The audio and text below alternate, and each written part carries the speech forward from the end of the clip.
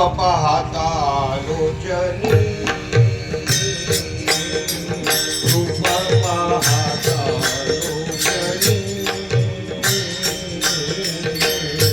रूप पाहता लोचनी रूप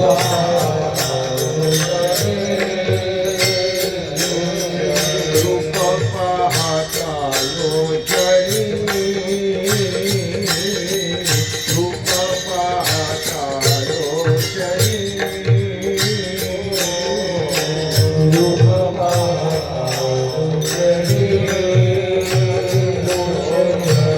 रूप पाहता लोचनी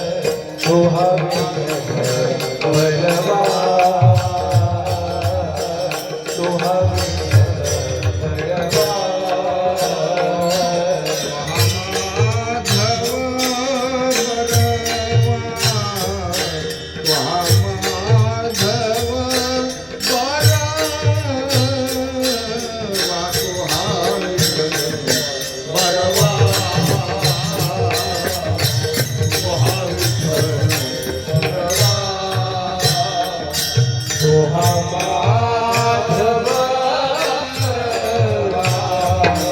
सोहा माधव सोहा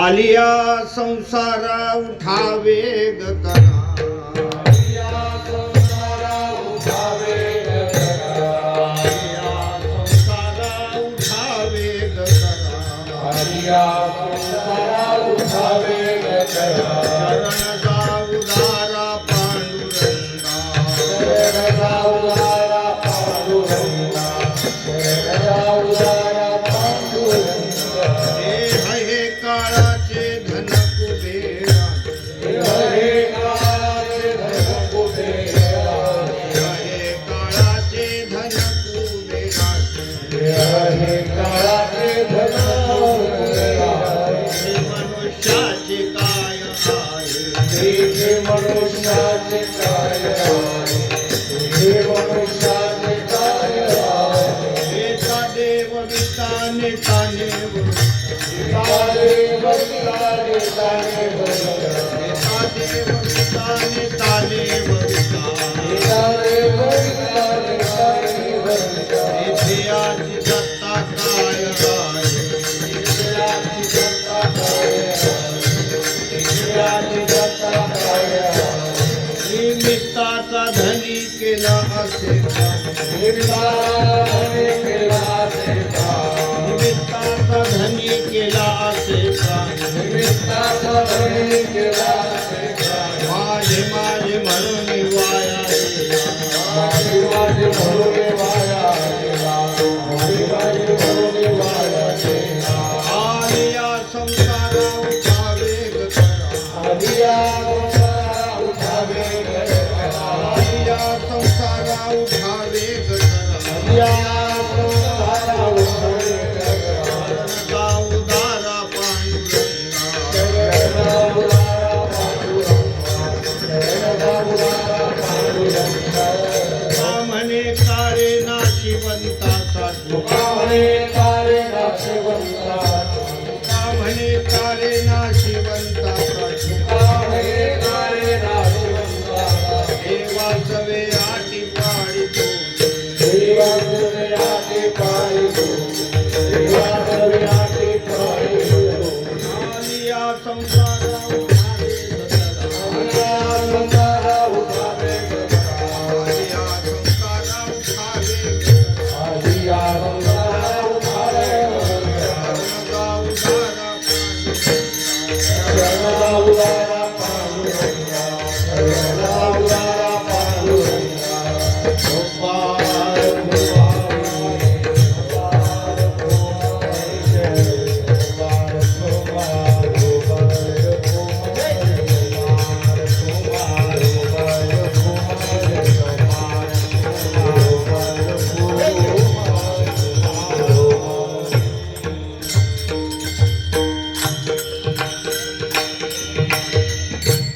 हरिभक्त परायण एकनाथ महाराज चौधरी सर आणि मनोज थोरे महाराज.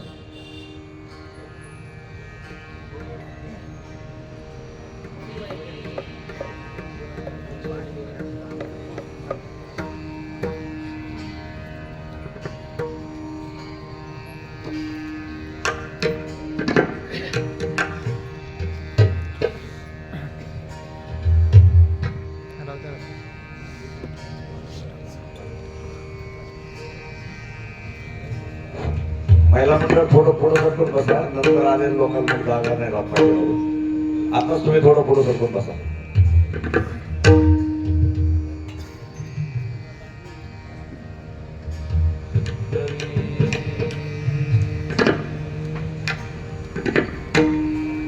आलिया संसार उठावे करा. आलिया संसार उठावे करा. आलिया संसारा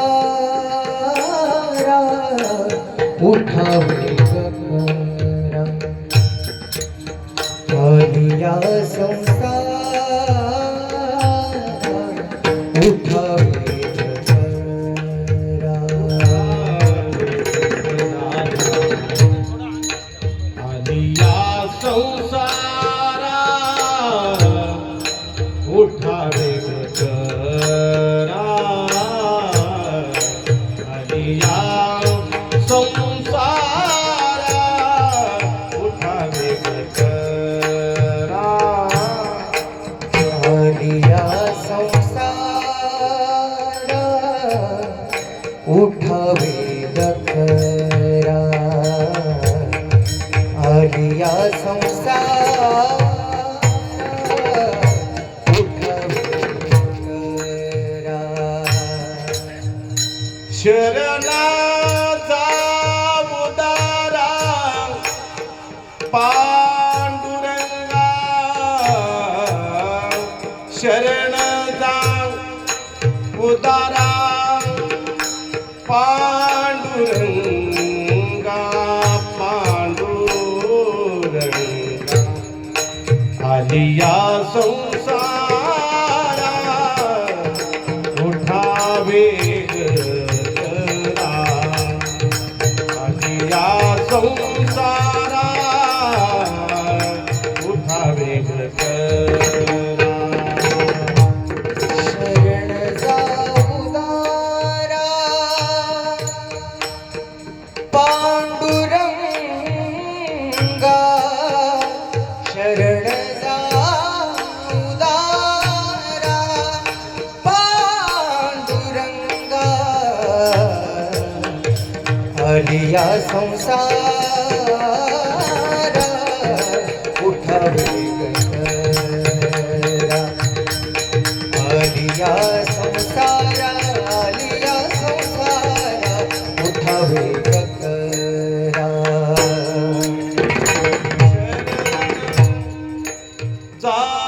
चामुदारा पांडुरंगा. शरण जा उदारा पांडुरंगा. पांडुरंगा शरण जा उदारा. शरण जा उदारा. शरण जा उदारा. शरण जा उदारा. पांडुरंगा. पांडुरंगा शरण जा. शरण जा. शरण जा उदारा. पांडुरंगा शरण जा उदारा. पांडुरंगा शरण जा.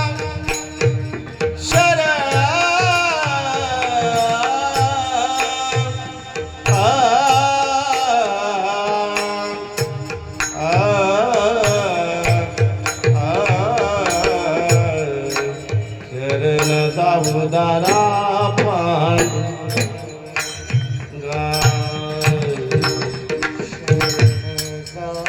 उदारा शरण जा जा शरण शरण शरण जा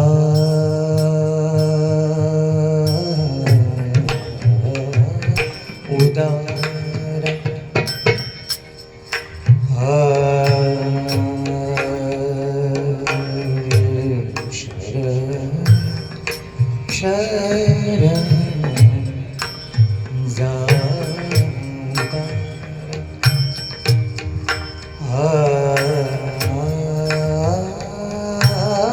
शरण जा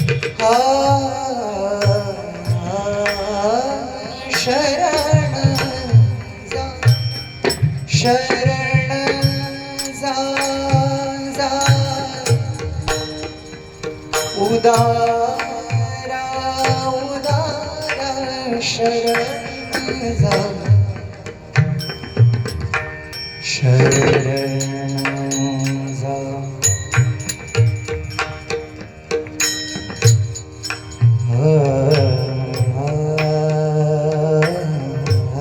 शरण जा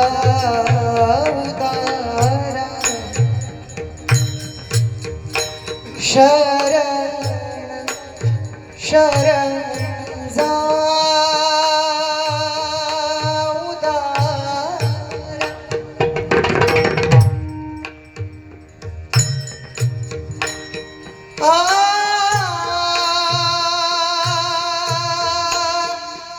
शरण शरण जा शरण जा शरण जा उदारा पांडुरंगा पांडुरंगा शरण जा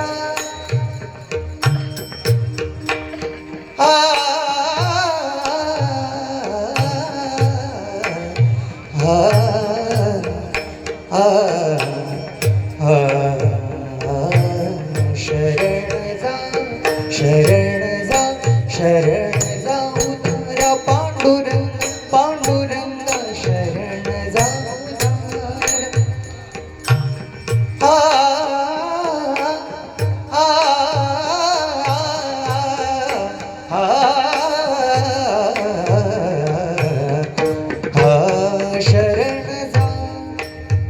शरण जा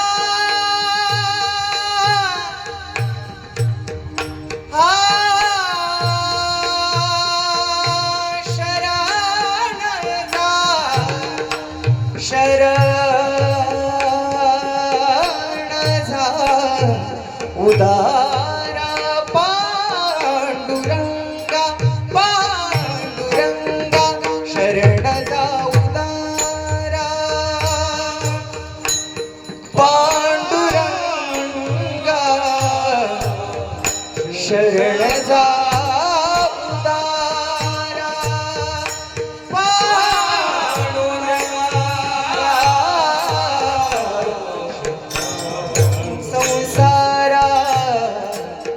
उठावे खरा आलिया संसारा उठावे खरा उठावे खरा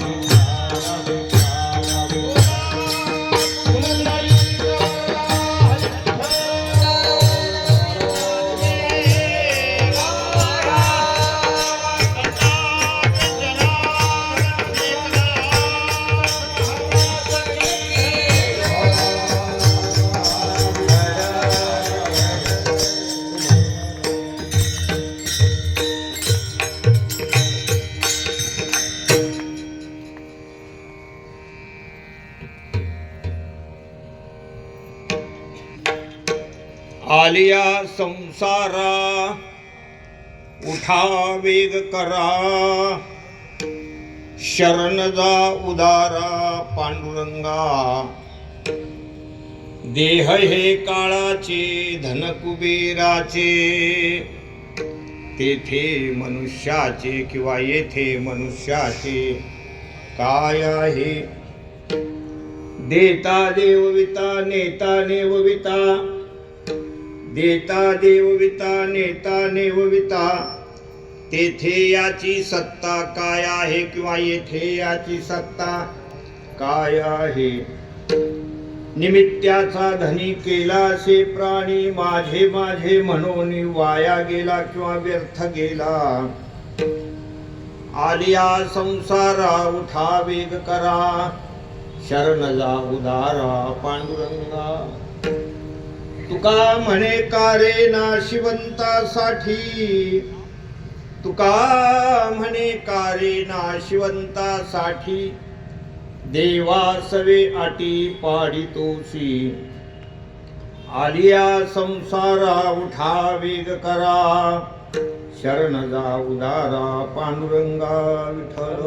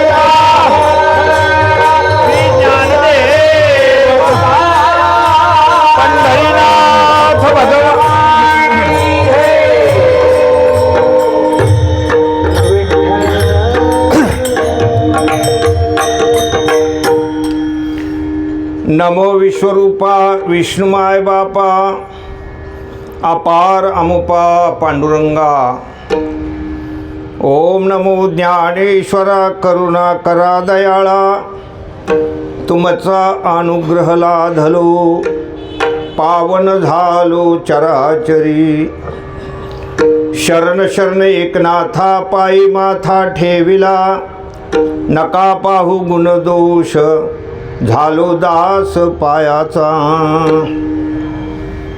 मंगल भावना मंगल हारी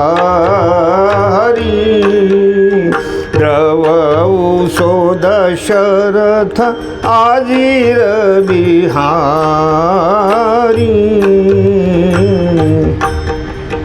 सिया राममय सब जग जानी करहु प्रणाम जोरी जुग पानी पवन तनय भक्त हितकारी हृदय विराजत अवध बिहारी प्रभु के चरणों में सदा पुनि पुनि करूं प्रणाम। कभी तुम्हें भूलूं नहीं मेरे प्रियतम श्याम।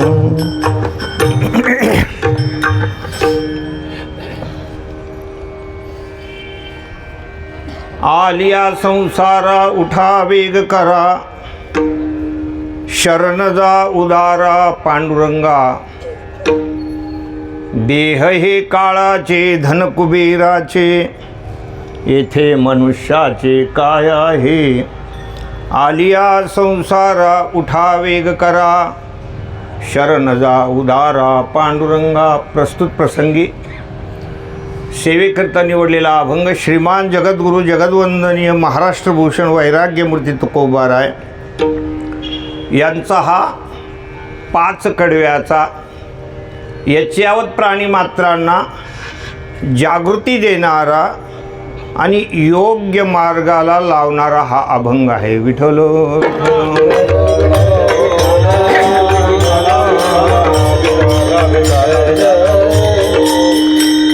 थोडीशी अगोदर अभंगाबद्दल माहिती देतो। या अभंगाचं ध्रुपद आहे पहिलं कडवं।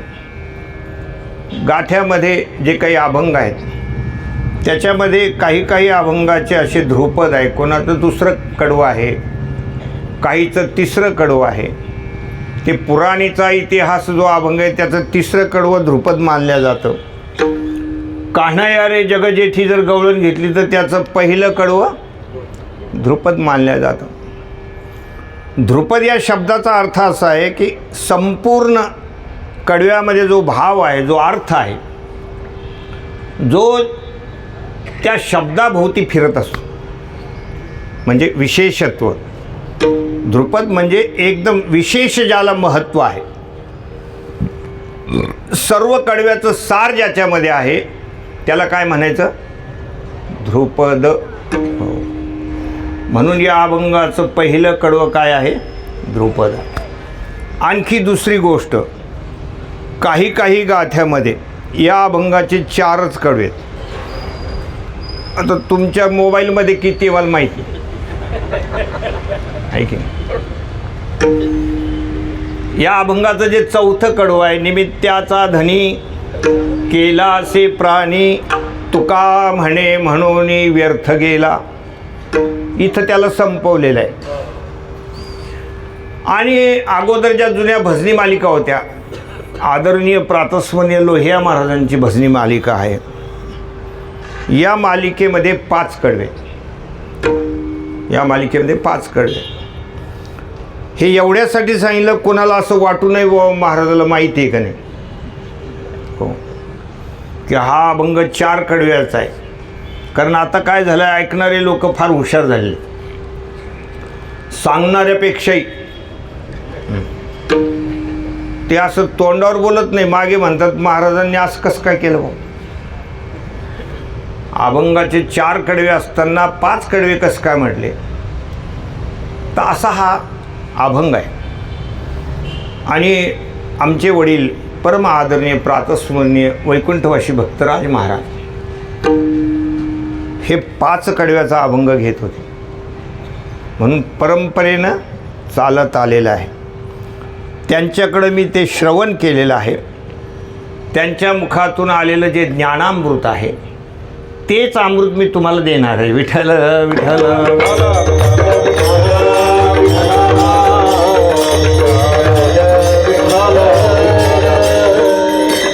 कीर्तन जरी करायचं असलं तर थोरा मोठ्यांचं काही श्रवण घडलेलं आहे का, कुणाकून तो काही प्रसाद आलेला आहे का, त्याला विशेष महत्त्व असतं। अभंगावर कुणाकडून तुम्ही ऐकलेलं आहे का, तर ते सांगणं काय होऊन जातं? प्रसाद होऊन जातं। आदरणीय प्रातस्मरणीय हरिभक्तपरायण रामरावजी ढोक महाराज, बहुतेक यांचे गुरुवर्य असतील नागपूरकर महाराज, रामचंद्र महाराज नागपूरकर। त्यांच्या मुखातून मी पंढरपूरला आषाढी एकादशीच्या दिवशी या अभंगावर कीर्तन ऐकलेलं आहे। विठ्ठल विठ्ठल।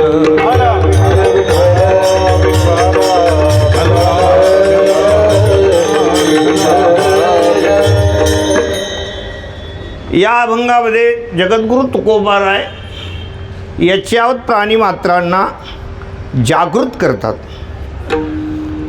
जागृत करण्याचं कारण हे शरीर आपल्याला मिळालेलं आहे, हा एक अनमोल ठेवा आहे. अवसर बार बार नाही आवे. बाकीचे शरीर जे आहेत ते आपलं त्या ठिकाणी भोग योनी आहेत. पशु काय पाप पुण्य जाणती, उत्तम मध्यम भोग भोगिती, किती एक उपजता मरती. त्या सगळ्या भोग योनी आहेत. पण आपलं कल्याण व्हावं, आपल्याला भगवत दर्शन व्हावं, यासाठी जर कुठलं शरीर असेल तर ते केवळ एक मनुष्याचं शरीर आहे. आणि या शरीरामध्ये जर साधू संतांनी आपल्याला जागृती दिली नसती तर हे आपलं जीवन पशुतुल्य झालं असतं. पशुतुल्य. म्हणून साधू संत तुम्हाला आम्हाला जागृत करतायत.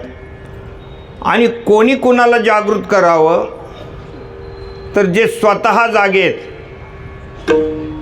त्यांनाच दुसऱ्याला जाग करण्याचा काय आहे, अधिकार आहे. एखादा जर झोपलेला असलं तर त्याला उठवायचा अधिकार कोणाला आहे, जो जागा आहे. मग तसं या ठिकाणी जगद्गुरु तुकोबारायांना, संत सम्राट ज्ञानराज माऊलींना यांना तुम्हाला आम्हाला जागा करण्याचा काय आहे, अधिकार आहे. काही लोकांना असं वाटेल की बा एवढे मोठे मोठे सप्ताह होतात, जवळजवळ आता सगळे लोक जागेच झालेले आहेत, आहे की नाही. सांगणारे जागे झाले, गाणारे जागे झाले, वाजवणारे महाराजाला, सगळेच जागेत. आता कोण असं झोपलेलं आहे, सगळेच जागृत आहेत. तर मग आता जाग करण्याची काय गरज आहे. त्याचं कारण असं आहे महाराज, काही माणसं जरी जागे दिसत असतील तरी परंतु ते बाहेरून जागे. बोल बोल बोल आ बोलने बोले,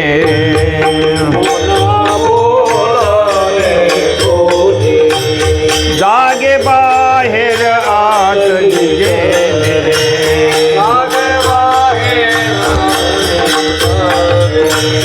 कैसे घरात घरकुल केले,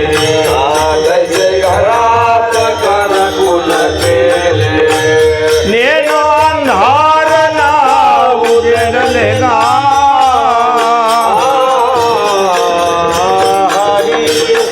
वासुदेव करीतो फेरा, वासुदेव करीतो फेरा, वासुदेव करीतो फेरा, वासुदेव करीतो फेरा.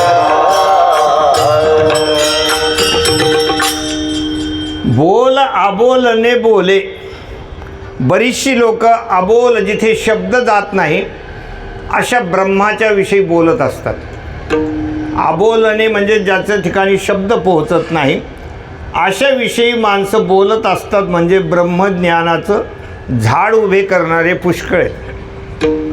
पण जागे बाहेर न आत निजेले.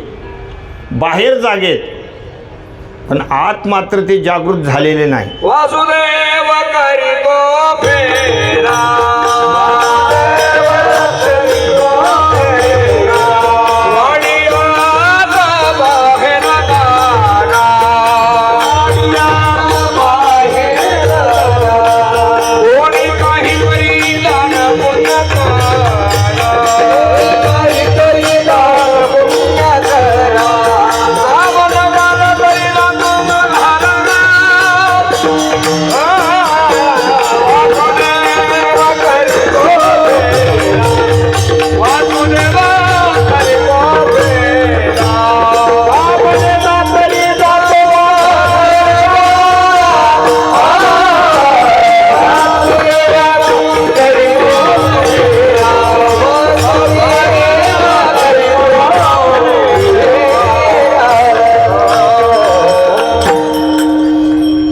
त्याच वासुदेवातलं हे ध्रुपद आहे. वासुदेव करीतो फेरा, वाडी आत बाहेर दारा. सगळीकडे हे साधू संत जातात, जागृत करतात, पण बरीचशी लोक बाहेर जागेत आणि आतमध्ये झोपलेले आहेत. बाहेरून ब्रह्मज्ञानाच्या गोष्टी करणारे पुष्कळ आहेत. घरोघरी अवघे झाले ब्रह्मज्ञान, परी मिळवण बहु माझी. घरोघर ब्रह्मज्ञान सांगणारे आहेत, पण त्यांना काही तेवढी जाण असते असं काही नाही.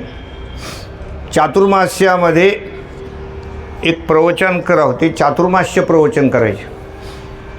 तर तिथे एक महिला नित्याने येत होती, पण तिचा जो पती होता त्याला परमार्थाचा गंध पण नव्हता. कधी कीर्तन नाही, कधी भजन नाही, कधी मंदिरात जाणं नाही, काहीच नाही. आणि ती त्याला नाव ठेवायची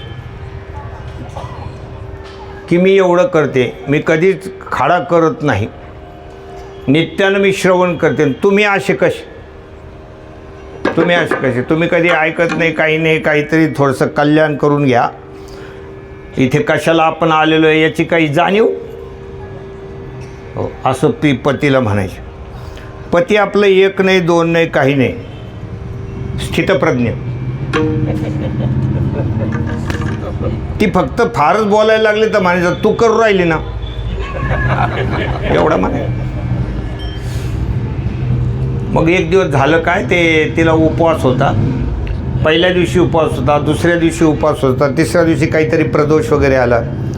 नेमकं घरामध्ये ते वर्षाचं जेवू घालायचं होतं, तर ते दुधाची खीर वगैरे बनवली होती, स्वयंपाक बनवत होती. हा ब्राह्मणाची वाट बघत होता, थोडंसं तिथं पूजा करायची होती. तिनं काय केलं, विचार करायला लागले, आता माझ्या पोटात कावळे कोकायला लागले आणि आता 2 दिवसाचा उपवास आहे, आता ब्राह्मण येणार कधी, पूजा होईल कधी, आणि भूक तर खूप लागली. तिने एक चांगल्या प्रकारची खीर, एक मोठा ग्लास भरून, असं तो शरबत घ्यायचा नाही बरं, असा एक वितीचा मोठा ग्लास भरून खीर बाजूला काढून ठेवली. थोडी थंड झाली म्हणजे घेऊ, थोडी थंड होऊ दे, बाजूला ठेवली. पण आपल्याला त्या मालकासमोर घेता येणार नाही, त्यांची नजर चुकून. आणि हा आपला घरात जात होता, बाहेर येत होता, वाट बघत होता, ब्राह्मण कधी येणार, ब्राह्मण कधी येणार. जसा हा थोडा बाहेर गेला तसं तिनं तोंडाला तो ग्लास लावला. अर्धी खीर घेत आली, तेवढ्यात त्याने आतमध्ये काय येऊन तो म्हणला तुला काही ज्ञान आहे का, आणि एवढं मोठ्या ज्ञानाच्या गोष्टी करते, नुसतं बोलाय पुरतंच आहे काय, जागे बाहेर लोकांना सांगाय पुरतंय काय, आणि मला नाव ठेवीत असतील. तुला लई कळतं म्हणजे अजून पूजा नाही झाली, काही नाही झाली, तू कशी काय प्यायला लागली. तिनं खूप ऐकलं होतं ना. ती म्हणजे आता ज्ञानाचं तलवार बाहेर काढावं लागेल, त्याच्याशिवाय काम होणार नाही. ती म्हणली अहो तुम्हालाच काही कळत नाही, तुम्ही कधी ऐकत जा. म्हणले काय, अहो काय होतं म्हणले, खीर घेतली तर अहम वैश्वानरो भूत्वा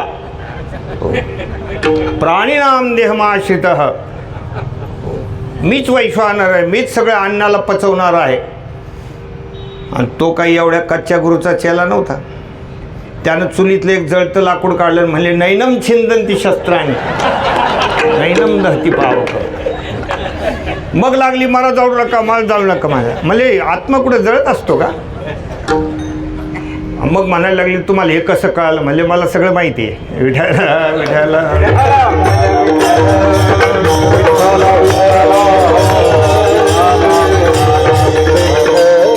याला काय म्हणायचं, जागे बाहेर आत निजेले, अशा प्रकारची स्थिती आहे. म्हणून साधू संतांच्या अंगानं जे जागृत आहेत हो त्यांचं कल्याण होणार. साधू संत प्रत्येकाला जागृत करतायत. अभंगावर आपण बोलण्याच्या अगोदर थोडासा परिहार आहे. थोडी तुम्हाला अभंगाची भूमिका सांगितली. परिहार असा आहे की या ठिकाणी सालाबादप्रमाणे होणारा हा उत्सव, पत्रिकेमध्ये तसं 31वं वर्ष लिहिलेलं आहे, पण बहुतेक मला वाटतं याला 3 तपश्चर्या झाल्या असतील. 36 वर्षापर्यंत झालं असेल, कारण मी इथे राहत होतो ना विष्णुनगरमध्ये. तर माझं लग्न 1984ला झालेलं आहे, आणि त्याच्यानंतर 1-2 वर्षानं हा कार्यक्रम सुरू झाला. त्याच्यावरून मी अंदाज काढला बरं. माणूस सगळं विसरतो पण लग्नाची तारीख विसरत नाही का? तुमच्या कोणाच्या डोक्यातून गेलेली आहे? पत्रिकेवर आहे 31 वर्ष असं लिहिलेलं, बरोबर आहे ना? पण मला वाटतं बहुतेक 36 वर्षाचा कालावधी लोटला असेल. म्हणजे या सप्ताहाला 3 तप झालेले, 12-12 वर्षाचे 3 तप झालेले. एक सुरुवातीच्या काळामध्ये 4-5 वर्षापर्यंत ज्ञानेश्वरी पारायण माझ्याकडे होतं. सर्व भक्तमंडळी मिळून आपण त्याचा आनंद घेत होतो. त्यानंतर आमचे परमस्नेही असलेले हरिभक्तपरायण आंधळे महाराज यांनी ही धुरा पुढे चालवली. अत्यंत निस्वार्थ भावनेनं, निष्काम निर्दंब अशा भावनेनं. कारण भागवत धर्मामध्ये ही गोष्ट फार दुर्मिळ आहे. त्यांनी हे जे काही ओघ आहे, हा जो प्रवाह आहे, हा त्या ठिकाणी जसा आहे तसा ठेवला, उलट वृद्धिंगत झालं. ज्याप्रमाणे वर्षाकाळामध्ये नदीला पूर येतो तसं वर्षानुवर्षी इथे उत्साह वाढलेला आहे. त्यांच्या माध्यमातून अनेक सहकारी मंडळी, आमचे हरिभक्तपरायण एकनाथ महाराज वाघ आहेत. हे कार्य करण्यासाठी वाघच असावे लागतात बरं. तसं त्यांच्या नावाचा आणि आडनावाचा मेळ नाही आहे, पण एकनाथ म्हणलं तर शांत पाहिजे की नाही. त्यांचं आडनाव गारवे पाहिजे, गारवे म्हणजे पण त्यांचं आडनाव काय? वाघ. हे कार्य फार अवघड आहे. नाम सप्ताह करणं एवढं सोपं नाही. आणि दिवसेंदिवस हा कलीचा प्रभाव वाढू लागलेला आहे. कलीमध्ये याची फार मोठी गरज आहे कलियुगामध्ये. कारण आता कसं आहे, कली हा दोषानं भरलेला आहे. उत्तरोत्तर या कलीमध्ये, कलीर दोषेनं म्हटलेलं, कलीमध्ये अनेक दोष आहेत. पण सर्व दोष निवृत्त करण्याचं सामर्थ्य या भागवत धर्मामध्ये. जळती दोषाचे डोंगर, शुद्ध होती नारी नर, गाती ऐकती सादर जे पवित्र हरिकथा. आणि या मंडपामध्ये आमचे हरिभक्तपरायण आंधळे महाराज दरवर्षी वेगवेगळ्या प्रकारचे उपक्रम वगैरे राबवतात. एक कधी शिवपुराण आहे, कधी श्रीमद भागवत पुराण आहे. यावेळेला जगद्गुरू तुकोबारायांचं चरित्र आहे. संत श्रेष्ठ जगद्गुरू तुकोबार आहे. तसं तर हे संतांचं जे चरित्र आहे ते अवश्य श्रवण करायला पाहिजे. त्या चरित्रामध्ये फार मोठं सामर्थ्य आहे. म्हणून वाणावे ऐकावे तेची सदा, जे मुक्ता ते निर्धारिता, लाभे आपुलीच मुक्तता. जैशी दीपे दिशे पाहता आपुली वस्तू, तैसे हरपले आपण पे पावे. ते संता ते पाहता गिवसावे, म्हणून वाणावे ऐकावे तेची सदा. स्वस्वरूपाची प्राप्ती किंवा भगवत साक्षात्कार संतांच्या चरित्राशिवाय होत नाही. संतांच्या जवळ आपण ज्यावेळेला जाऊ त्याच वेळेला आपलं काम होत असतं. एका जनार्दनी संताशी शरण, रिघालिया जान देव जोडे. रिघालिया जान देव जोडे, रिघालिया जान देव जोडे. जनार्दनी संताशी शरण, रिघालिया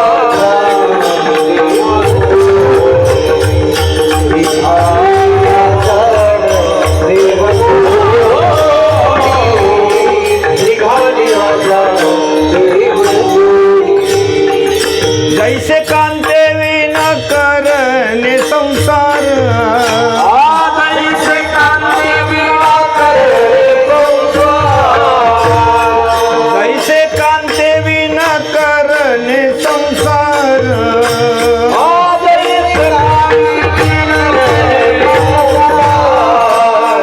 जैसे कांते विन करणे संसार, साधन विचार व्यर्थ ठेना. साधन विचार व्यर्थ ठेना, साधन विचार व्यर्थ ठेना.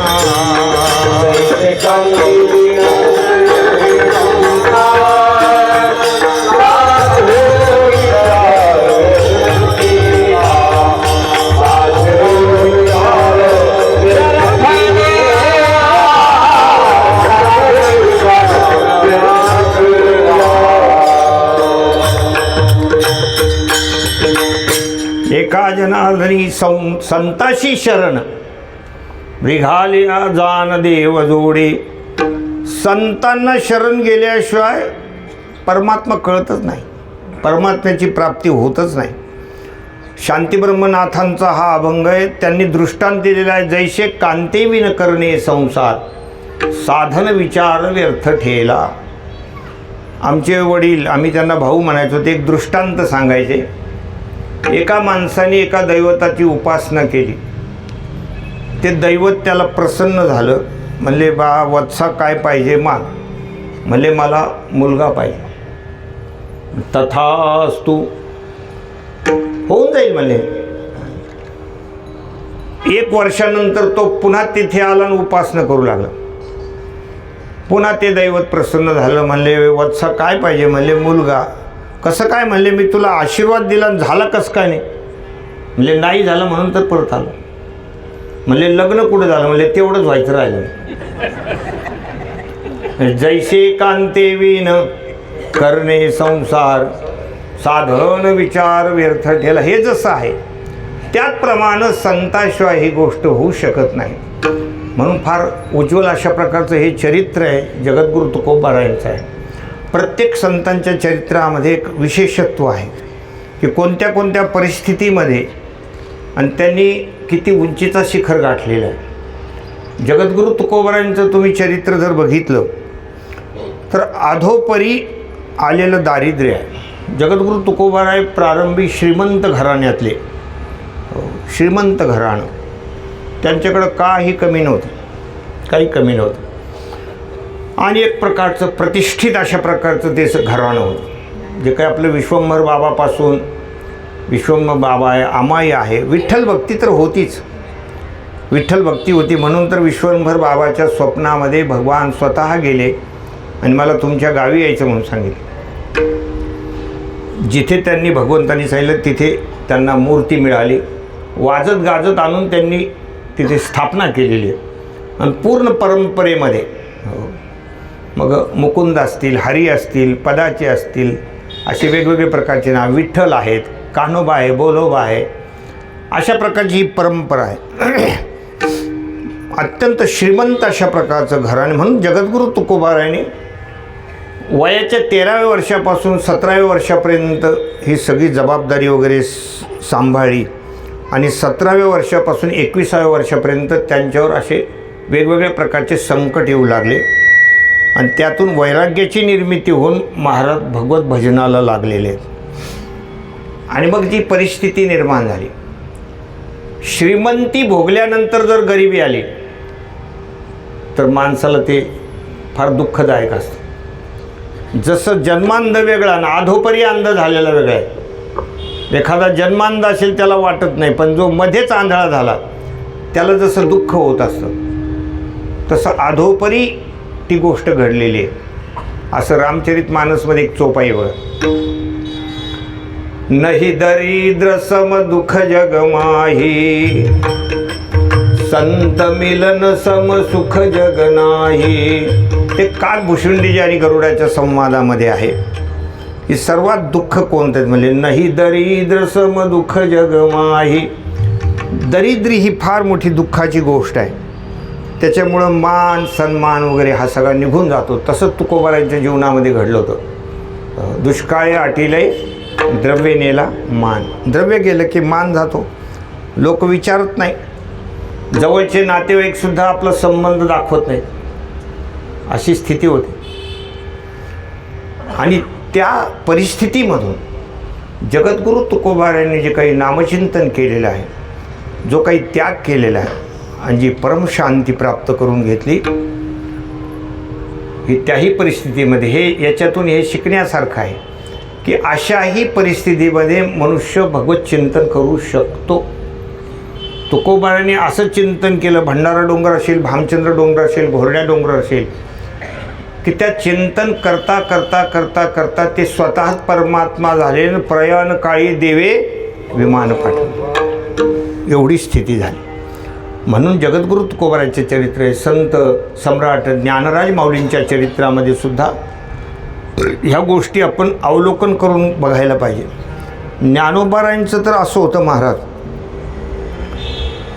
की आपण तर ते सहन पण करू शकत नाही. ज्ञानोबारांचं जे जीवनामध्ये ज्या घटना घडल्या, अत्यंत अधिकार संपन्न, वेदशास्त्र संपन्न असलेले वडील आणि प्रत्यक्ष लक्ष्मी मातेसारखी असलेली आई यांनी देहांत प्रायश्चित्त घ्यायचं, याच्यापेक्षा दुःखाची घटना कोणती सांगा. आणि किती वय होतं त्यांचं, छोटे छोटे बालक. अशा अवस्थेमध्ये ज्या वेळेला प्रेमानं खेळावं, मोठ्या आर्ततेनं हाक मारावी, आई अशा प्रकारची हाक मारावी, अशा अवस्थेमध्ये त्यांनी देहांत प्रायश्चित्त घेतलेलं आहे. ठीक आहे, त्यानंतर तरी समाजाने काही आनंद दिला का त्यांना? बरीचशी लोक तर त्यांना शिवत पण नव्हते, संन्याशाची लेकर म्हणून शिवत नव्हते. भिक्षा वाढायची असली तरी अशी सब ते कठीण जाती अवमाना. या ठिकाणी यद्यपि जग दुःख नाना, रामचरितमानसमध्ये सांगितलेले, यद्यपि जग बहुत दुःख नाना, सब ते कठीण जाती अवमाना. सगळ्यात कठीण ते दुःख आहे, अपमानाचं दुःख, की एवढे दिव्य हे लेकरं असून सुद्धा लोकांनी त्यांना स्पर्श करू नये, की आम्हाला विटाळ होईल म्हणून. शुद्धीपत्रासाठी पैठणला आले तर मुक्ताईला तहान लागली तर ते स्मशानभूमीतलं खापर घ्यावं लागलं. लोकांनी काही भांडं पण देऊ नये. स्मशानभूमीमध्ये जे मडक्याचे तुकडे असतात ना, त्याच्यातलं एक एवढा आता तुकडा घेतला आणि तो गंगेमध्ये नेऊन ज्ञानोबारायांनी सांगितलं माझ्या मुक्ताला पाणी लागतं म्हणून ते त्याच्यात धुवू लागले.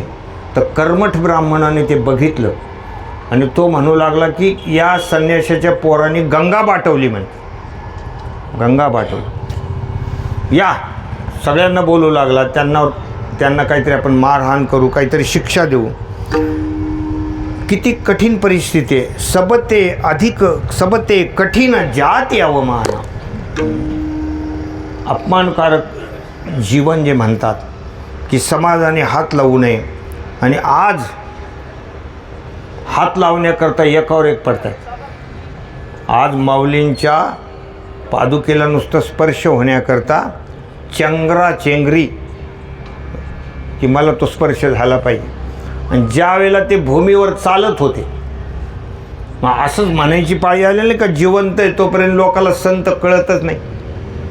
ऐक, जिवंत आहे तोपर्यंत कळतच नाही. ज्ञानोबारायांच्या जीवनामधून सुद्धा हे घेण्यासारखं आहे की कशा स्थितीमध्ये आणि ज्ञानोबारायांनी किती मोठं कार्य केलं या भागवत धर्माचं. आज त्यांचे ज्ञानेश्वरी ग्रंथ हा प्रत्येकाने आपल्या डोक्यावर घेतलेला आहे. अमृतानुभव ग्रंथ आहे, तो ग्रंथ तसा सगळ्यांना कळण्यासारखा नाही.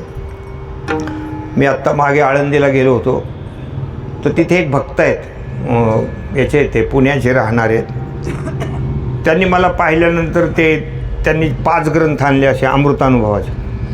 सार्थ होतं ते, आणि मला देऊ लागले. म्हणजे महाराज हा माऊलीचा प्रसाद आहे. मी एक ग्रंथ घेतला. नाही राहू द्या, भक्ताला द्यायला. मला वाचील कोण?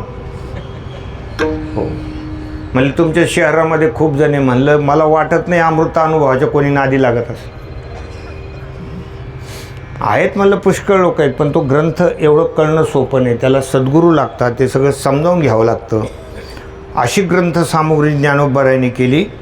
ज्ञानेश्वरीसारखा अनमोल ग्रंथ आपल्याला दिलेला आहे. याच्यात प्राणीमात्रांसाठी हरिपाठ नावाचा ग्रंथ केला. अनेक अभंग माऊलीने रचलेले आहेत. हे सगळं धन तुम्हाला आम्हाला दिलं. अशा परिस्थितीमध्ये हे विशेष आहे, चरित्रातून हे घ्यायचं आहे की याही परिस्थितीमध्ये ज्ञानोबारांनी केवढी मोठी उंची गाठलेली. शांतीब्रह्मनाथांचं चरित्र बघा की खूप श्रीमंती आहे. रोजचं पुरणपोळीचं जेवण आहे. रोज आपल्याला एखाद्या वेळेला मिळालं मग आपली छाती फुगत असते, सदा सर्वदा योग तुझा घडावा. माणसाचे श्लोक बदलून जातात बरं का जेवण पाहून. असं जेवण असल्यावर इकडं मोठं ताट भरून इकडं पुन्हा त्या पुरवण्या लावलेल्या पापड्यान वगैरे सगळं बघून, भजे बिजे बघून वा वा वा छाती फुगून हा श्लोक चालतो. आणि जर का चटणी भाकरी पिठलं भाकरी दिसली की का वेळ ही आणली अनंता, काज रुसली असे माझी कांता, ते सुद्धा त्यांना माहिती आहे. म्हणजे अशा प्रकारचं हे नाथांचं होतं. खूप श्रीमंती होती. तुम्हाला वाटेल हे कशावरून तुम्ही सांगता? अहो त्यांच्याकडे एकदा चोर आला होता नाथांच्याकडे आणि त्याने गाठोड्यात काहीतरी संपत्ती, पैसा, अडका, धन, काही सोनं नाणं टाकलं आणि ते उचलणार म्हणजे उचलण्या इतकं त्याने गाठोडं तयार केलं, असं खालून असं जोर देऊन उचलण्यासारखं भरपूर टाकलं त्याने. आणि उचलणार तेवढ्यात नाथांना जाग आली. नाथ म्हणले कोण आहे रे? कोणी म्हणलं बरोबर. त्याने गाठोडे दिले टाकून, गाठोड टाकून दिले. म्हणे महाराज जागे झाले. पळायला लागला तर नाथ महाराज त्याला हाक मारू लागले. म्हणले बाबा माझ्याकडून गुन्हा झाला, तुझ्या धंद्यात उगाच मी आलो मध्ये, तुझ्या पोट भरण्याचा उद्योग आहे. म्हणले हा विनाकारण मी तुला अडथळा झालो, तुझ्या पाया पडून माझी विनंती आहे की तेवढं गाठोडं तुला न्यावं लागेल. मी तुला काही करणार नाही, कुठली पोलीस केस नाही, काही नाही, तुला अंगाला हातसुद्धा लावणार नाही, पण तू असं ते गाठोडं टाकून चाललं हे मला काही बघवत नाही, त्याच्यामुळं माझ्या पोटात तुटू राहिला. असं एखादं म्हणेल का? असं कोणी म्हणल? नाथांनी ते गाठोडं त्याला न्यायला लावलं. तो एवढ्या आशेनं आलेला आहे, तू घेऊन जा. एवढी श्रीमंती नाथांची होती, तरी पण नाथांनी एवढा उज्ज्वल परमार्थ केला. नाथ भागवत सारखा ग्रंथ लिहिला. नाही तर श्रीमंतीमध्ये हे गोष्टी घडत नाही. ज्याच्याकडे जास्त भरभक्कम पैसा आहे ना, ते माणसं त्याच्यात गुरफटून जातात. आणि नुसतं भगवंतानं त्या सुग्रीवाला काही राज्यावर बसवलं होतं, तर 4 महिन्यामध्ये तर तो रामप्रभूला विसरून गेला होता. आणि ज्यावेळेला भेट झाली त्यावेळेला तो रामप्रभूला म्हणत होता की असं वाटतं की तुमचे पाय सोडून पुढे जाऊ नये. तोच सुग्रीव. आणि 4 महिन्यानंतर प्रभू रामचंद्राला विसरून गेला. आणि लक्ष्मणाला पाठवून त्या सुग्रीवाला बोलवलं. त्यावेळेला सुग्रीवानं भगवंताचे पाय धरले आणि सांगितलं, प्रभू खरोखरच हे धनाची मस्ती, हे सगळी सत्तेची मस्ती काही चांगली नाही राहतो. तुम्ही मला राजा काय करावं आणि हे सगळं वैभव मला मिळालं, मी तुमचं काम करणारे, तुम्ही मला भेटले होते, आपलं असं बोलणं झालं होतं, हे सगळंच डिलीट. बरोबर आहे ना? कारण मला इंग्रजी येत नाही बरं. सगळं डिलीट झालं. आणि म्हणजे नेमकं कशामुळं झालं? नाथ विषय सम नाथ विषय सम मद कछु नाही, मुनी मन मोह करही छन माही. नाथ विषय सम मद कछु नाही. सुग्रीव म्हणतो नाथ विषय सम, हे सगळे विषयाचे भोग, हे सगळं वैभव, याच्यामुळं मी तुम्हाला विसरलो.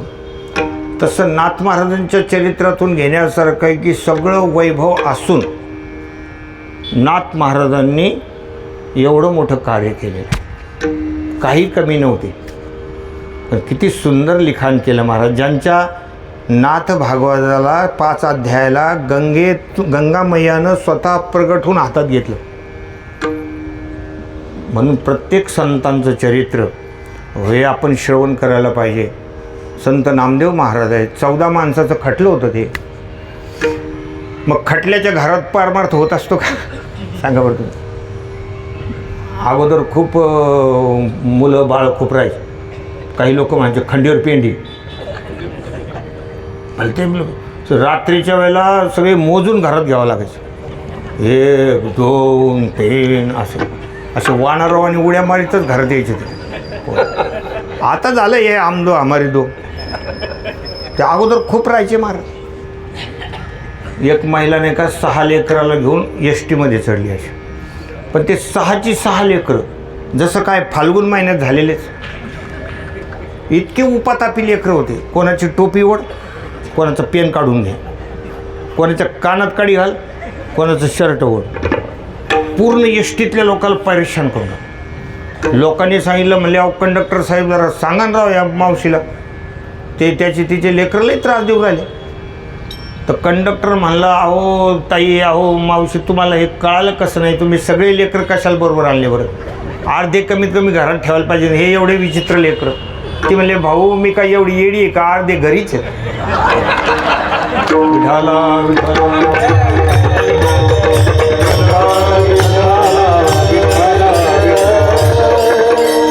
मग याला काय म्हणायचं? उताडा आला, आपला ग्रामीण शब्द आहे.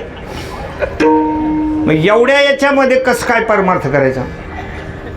जे आता मोठे मोठे कुटुंबवाले लोक आहेत, हो, पोरं सोरं आरडत राहते, भ्या त्या काही आरडावरडा, महिला मंडळीचा आरडावरडा, कुठं धुणं आपट, कुठं भाणे आपट, राग, एकमेकाचे भांडणं तरणं प्रपंच चालूच असतं.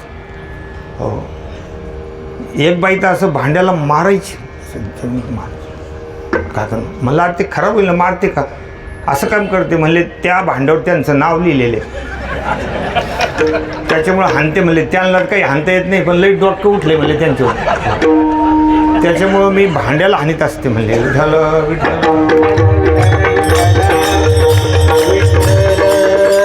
महाराज तुम्हाला आश्चर्य वाटेल, एक मनुष्य ते आपल्या गणपतीच्या वेळेला ढोल नाही वाजवत का? ढोल तर दोन्हीकडं असे सुंदर स्त्रियाचे फोटो होते त्या ढोलला. एक जण म्हणलं, बुवा तुम्ही जरा सुंदरतेचे उपासक दिसताय, तुमच्या ढोलवर दोन्ही सुंदर स्त्रियाचे. कशाचा आलो म्हणले? सुंदरतेचा उपासक. एकीकडं माय बायकोचा फोटो, एकीकडं माय सासूचा फोटो, आणि त्या एवढ्या बेकार आहे म्हणले, असे निवळ हाणायच्या कामाचे. त्यांनी पुरं आमचं घर फोडलंय म्हणले, पण त्यांना प्रत्यक्ष मारता येत नाही म्हणून मी ढोलावर हाणतो. विठाल विठाल.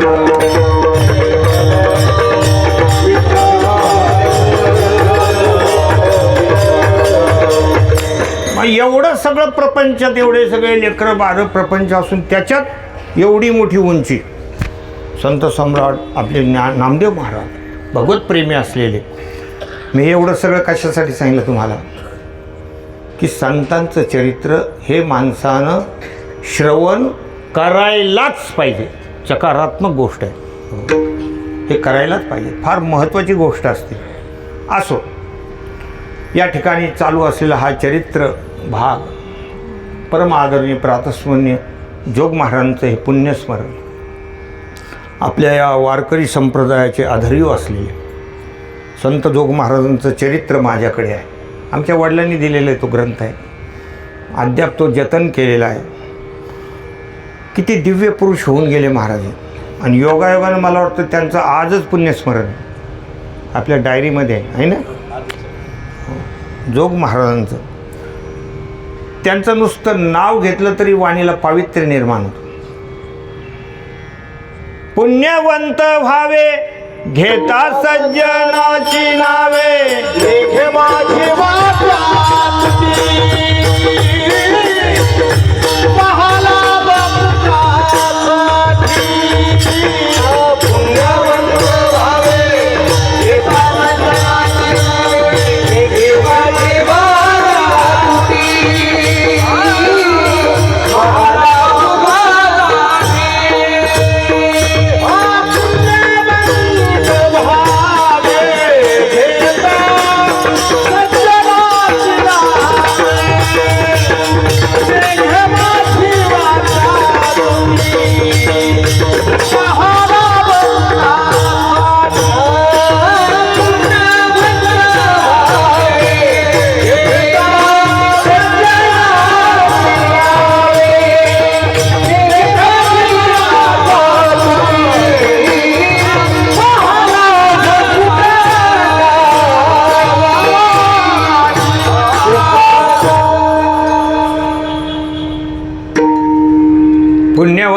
भावे घेता सज्जनाची नावे.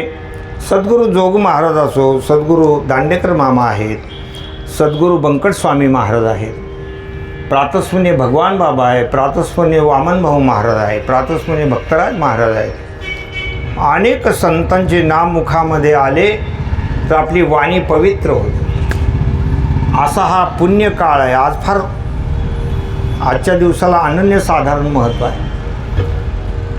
हे पुण्यस्मरण आहे. त्यांचं नाव त्या निमित्तानं आपल्या मुखामध्ये येतं. मोठ्या पुण्यानं ह्या गोष्टी घडत असतात. पुण्यपुंज बिनु मिलहीन संता, सतसंगती संस्कृती कर अंता. पुण्यपुंज बिनु, पुण्याचा ठेवा असावा लागतो, त्यावेळेला या सगळ्या गोष्टी घडतात. या ठिकाणी आपण जो सेवेकरता घेतलेला अभंग, यामध्ये जगद्गुरु तुकोबार आहे. याच्यावर प्राणीमात्रांना जागृती देतात. जागृती. तुम्हाला हे जे शरीर मिळालेलं आहे हे परत परत मिळणार नाही. येथ जरी अवचटी जन्मलाशी तू, तरी झडझडो निवहिला निघ. ये भक्तीचे वाटे लाग, ज्या पावशी अव्यंग निजधाम माझे. या सगळ्या जगाच्या व्यवहारामध्ये फसू नको. इथे सगळे उलटे सुलटे व्यवहार आहेत.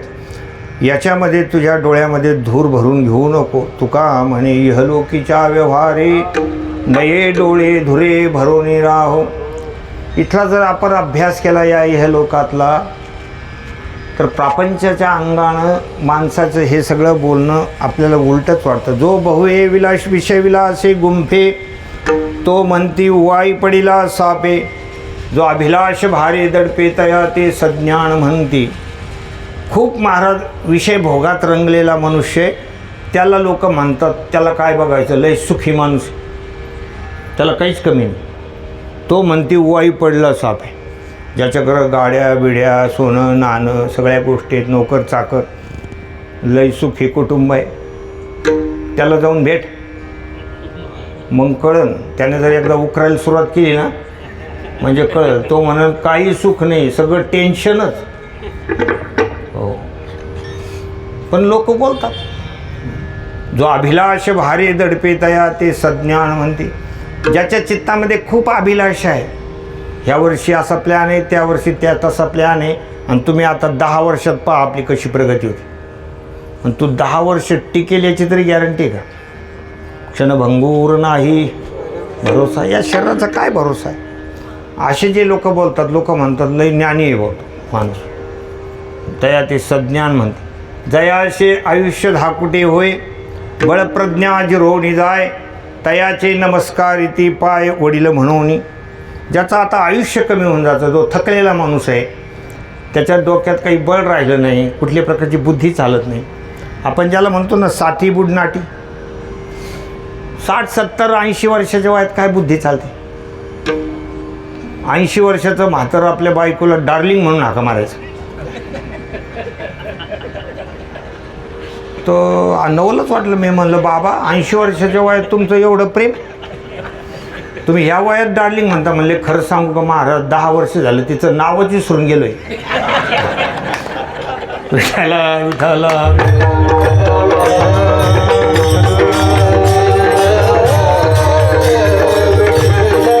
अरे वय झालेलं आहे काय त्याच्यात? तयाचे नमस्कार इति पाय वडील म्हणून, त्याचं वडील म्हणून पाय धरतात.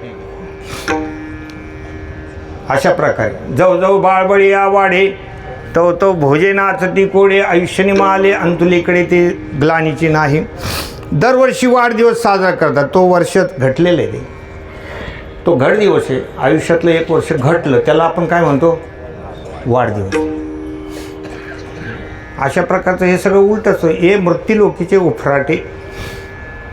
इथलं सगळं उफराट काम आहे. येथ जरी अवचटे जन्मला अशी तू, तरी झडझडो निवहिला नाही. तू जागा हो बाबा, तुला त्या ठिकाणी जागा झाल्याशिवाय पर्याय नाही. आणि ही माणसाला झोप लागलेली. तुम्ही 18व्या अध्यायातला, गीतेच्या 18व्या अध्यायातला 17व्या क्रमांकाचा श्लोक बघा. यस्य नाहं कृतो भावो बुद्धिर्यस्य न लिप्यते हत्वा पिसैमान लोकान न हंती न निबध्यते. अविद्येची अनिदा विश्वस्वप्नाचा हा धांदा भोगीत होता प्रबुद्धा अनादिजो. अविद्येची अनिदा, अविद्यारूपी झोप आपल्याला लागलेली आहे, अज्ञानाची झोप लागलेली आहे. त्याच्यामुळे हे सगळं विश्व आपल्याला खरं वाटू लागलेलं आहे. आपलं घर, आपली शेतीबाडी, आपल्या गाड्या घोड्या हे सगळे आपल्याला खरं वाटायला लागले. पण ह्या महाराज कुठपर्यंत आहे? कहेत कबीरा सुन मेरे गुनियान आप मरे पिछे डूब गई दुनिया. काहीच खरं नाही. आता 28 तारखेला एवढे मोठे आमच्या अजित पवार, एवढ्या मोठ्या हुद्द्यावर असलेले, एवढं मोठं वैभव असलेलं, पण क्षणार्धात होत्याचं नाही झालं. एक क्षणात आपले डोळे झाकले. सम्मीलने नयनयोर नाही किंचित असती. आपले डोळे झाकले की संपलं महाराज. पण आहे तोपर्यंत माणसाला किती त्याला वाटतं आपलं हे माझं ते, मी हे करीन, मी ते करीन. किती कठीण असतं. अहो, थकलेला मनुष्य आपल्या लेकराला नेहमी बोलायचं.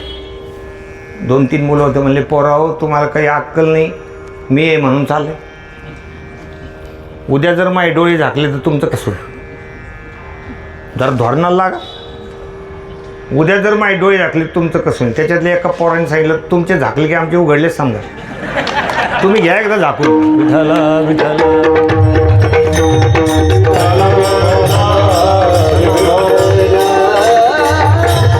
यालाच आत म्हणतात मग विश्व स्वप्नाचा हा धांदा भोगीत होता प्रबुद्धा अनादिजो. आणि ज्यावेळेला मनुष्याला खऱ्या अर्थानं जागृती होऊन जाते, माथा हात ठेविला नव्हे थापटीला जैसा, सद्गुरूची कृपा होते, मनुष्याला जागृती निर्माण होते. त्यावेळेला माणसाला एक कळत असतं की आपण ज्याला खरं मानतो ते खरं नाही आहे. त्याला संत भेटावे लागतात. ज्याप्रमाणे संत गोकर्ण आत्मदेव ब्राह्मणाला भेटले त्यावेळेला त्यांचा भ्रम गेला की बाबा हे सगळं खोट आहे, तुम्ही कशाला याच्यात फसलात. असा रखल संसारो दुःखरूपी विमोहक सुतक कश्य धनम कश्य स्नेहवान ज्वलते निशम. किती सुंदर उपदेश केलेला आहे. त्यानिमित्तानं आपल्याला तो उपदेश घेण्यासारखा आहे. देहे स्थिमांस रुधिरे भीमतीं त्यजत्वं जाया सुतादिषु सदा ममतां विमुञ्च पश्यानिशं जगदिदं क्षणभङ्गनिष्ठं वैराग्यरागरसिको भवभक्तिनिष्ठाः धर्मं भजस्व सततं त्यजलोकधर्मान् सेवस्व साधु पुरुषान् जहि कामतृष्णाम् अन्यस्य दोषगुणचिन्तनमाशु मुक्त्वा सेवा कथा रसमहो नितरां पिबत्वम्. या 2 श्लोकाचा नुसता आपण अर्थ जरी बघितला भागवत ग्रंथामध्ये तर मनुष्याचे डोळे उघडून जातात. डोळ्यामध्ये अंजन घातल्या सारखं होतं महाराज की काय आत्मदेव ब्राह्मणाला उपदेश केलेला आहे. तसंच जगद्गुरु तुकोबाराय तुम्हा मला आजच्या या पहिल्या कडव्यामध्ये उपदेश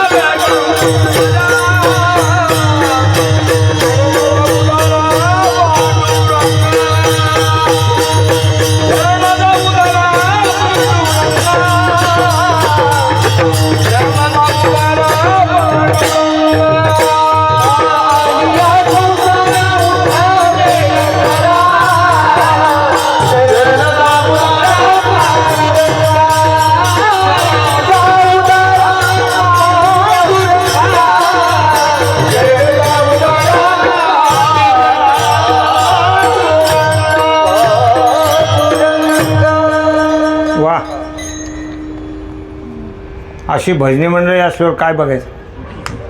आमचे हरिभक्तगण भरत महाराज आहेत, आमचे चौधरी सर आहेत, मनोज भाऊ आहेत, घाटे साहेब, सगळी ओळखीची मंडळी. तसं तर ओळखीचे लोक असलेले मी अनोळखी अभंग घेत असतो. पण आज तुमचं काहीतरी नशीब समजा. हो हां, आज त्यांच्या ओळखीचा अभंग आहे. ही सगळी मंडळी बसली, सगळे आमचे मित्रमंडळ लहानपणी. आमचे हे देशपांडे भाऊ आहेत, आमचे हे आदरणीय राधाकृष्णजी गायकवाड, हे सगळे आमची परिचित मंडळी.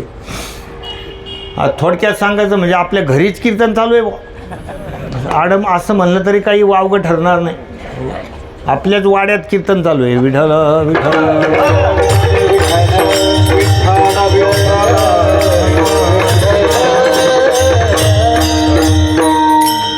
आणि पुन्हा हे साऊंड जे आहे ना फार छान आहे. नाही तर आता काय झालं, सप्ताहाला तारीख द्यायचा आधी त्याची भीतीच वाटते. बरेचसे भजनी मग लोक त्याला गुलाबजामुन समजून राहिले, ज्याच्यात तोंड घालू घालू बोलते, त्याच्यात अंतर ठेवायला पाहिजे. पण काही लोक याला काय त्याचं त्यांना वाटतं काय माहीत.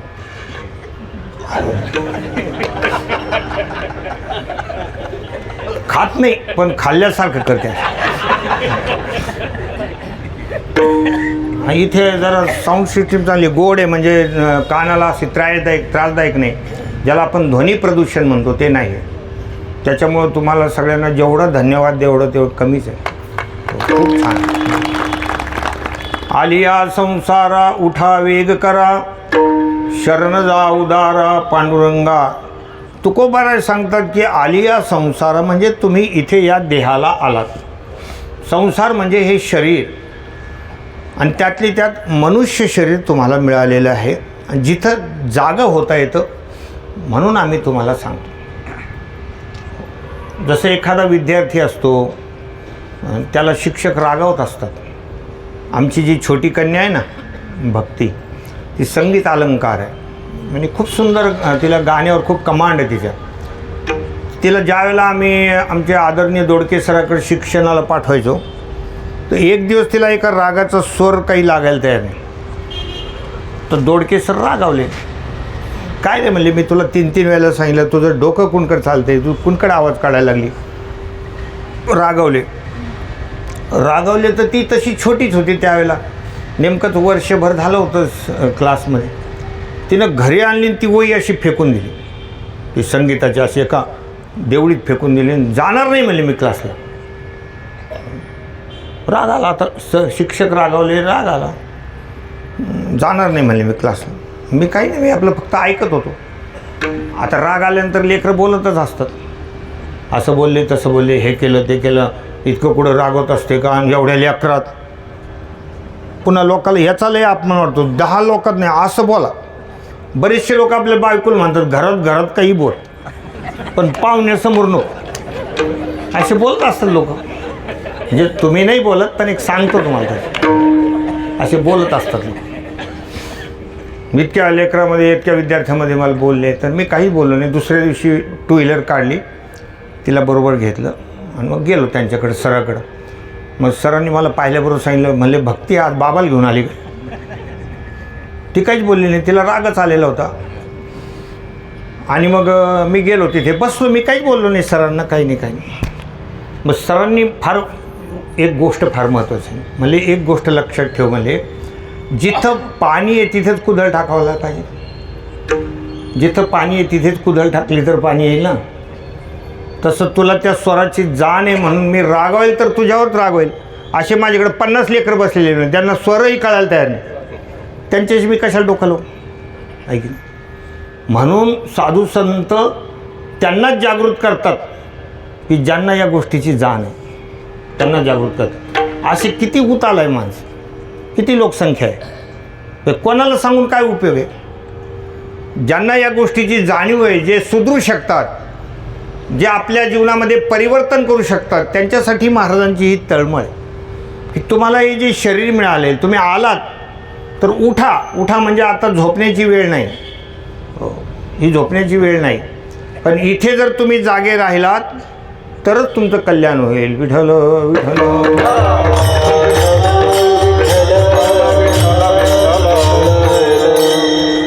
रात्रंदिवस घोकितो तुम्ही सावध असा, तुमचे नगरीचा आम्हा नाही भरवसा, उजेड पडताना गळा पडेल फासा, उठा की जी मायबाप कशी लागली झोप, उठा की जी मायबाप कशी लागली, रात्रंदिवस भोकितो तुम्ही सावध असा. रात्रंदिवस आमचं हे सांगणं चालूच आहे की तुम्ही सावध व्हा. रात्रंदिवस भोकितो तुम्ही सावध असा, तुमचे नगरीचा आम्हा नाही भरोसा. तुम्हाला जी ही नगरी मिळालेली आहे याचा काही भरोसा नाही म्हणून आम्ही तुम्हाला बोलतो. कारण इसतन धन की कोण बराई, देखत नैनो में मिट्टी मिलाई. तुम्ही आता आहात तर पुढच्या क्षणाला राहील याचा काही भरोसा नाही. बऱ्याच वेळेला सकाळी सकाळी आपल्या कानावर बातमी येते की तो माणूस गेला, तर त्याला हादरा बसतो. कसं काय झालं, कसं काय झालं, कालच आम्ही टपरीवर गुटखा खाल्ला दोघांनी. कसं काय गेला, कसं काय गेला म्हणजे गेला, तुला खोटं वाटतं का गेला, ते पण मला नवलच वाटू आहे कसं काय गेला. मग तो माणूस सांगणारा विनोदी होता. तो म्हणला काही नाही, फक्त जीव जायचं निमित्त झालं. मग काय व्हायला पाहिजे अजून, विठ्ठल विठ्ठल.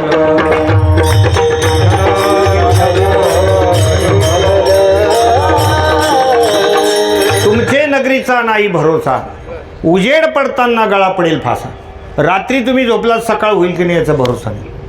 माशी पाख पाखडी तर हे सरी, घडी घडी काळ वाटयाची पाहे. हो असं घडी घडी राहू द्या राहू द्या. घडी घडी काळ वाटयाची पाहे, अजूनही किती आहे अवकाश.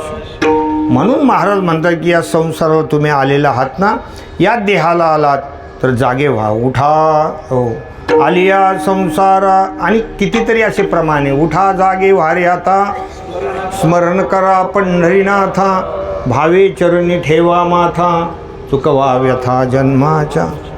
उठा उठा जागा पाठी, भयाले मोठे, पंढरी वाचोनी दुधा ठाव नाही कोठे. एक एक अभंग माणसाचा उद्धार करू शकतो, पण आपण फक्त चाली लावण्यातच पटायचे. आपण चालीत गुंतलेलो आहे. महाअभंगाच झाला म्हणजे एकच अभंग येतो त्याला. भजनी लोकांमध्ये एकच अभंग येतो, पण भजनात येऊन बसतो. पुन्हा त्याच्यावर पाळी आली अभंग म्हणायची की तो पेटीवाल्याला म्हणतो काढा आपला अभंग, जसं याने लिहिलेलं आहे. आणि त्या पेटीवाल्याला माहीत असते ती चाल ते वाचलं की सुरू, मग सुरू होते. अशा प्रकारची याची तर्रा आहे. तर हे जे सगळं आहे एक तुम्ही थोडंसं काळजी घ्या या गोष्टीची. किती अभंग आहेत, एक एक अभंग असे माणसाला बदलू शकतात, पण केवळ चालीत गुंतल्यावर कसं बदलणार, त्याच्यावरच सगळं चालतं. एकदा 7-8 भजनी लोक असे बसले होते, मालकंस राग सुरू केला, एका जणाने अभंग सुरू केला.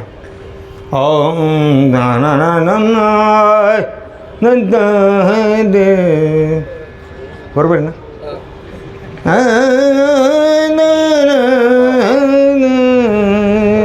असं सुरू केलं ना, अभंग सुरू केला. मग आता आलापतारी सुरू झाली, तुम्ही उचला तुम्ही उचला.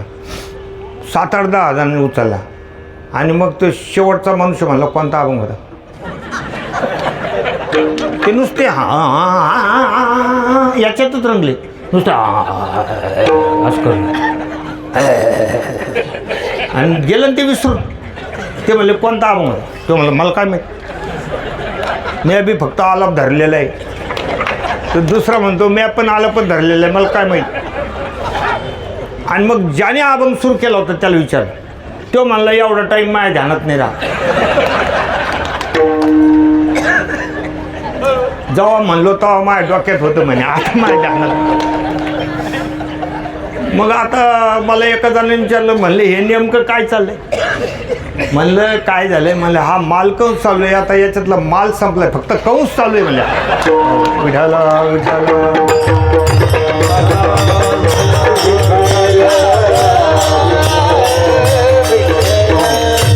असो अनेक अभंग आहेत जागृती देणारे.